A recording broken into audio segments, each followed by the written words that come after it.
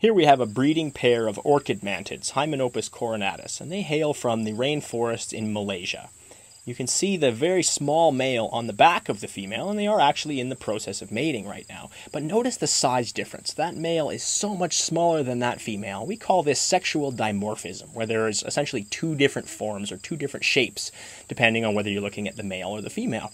And typically, most male insects are smaller than their female counterparts. But in this case, that male is really quite tiny. Now, it may be that he's small enough to not register as a meal, because as most people know, female praying mantids seem to have a tendency to eat their mates, sometimes before they even become mates. As we like to say, sometimes the first few dates never get past dinner.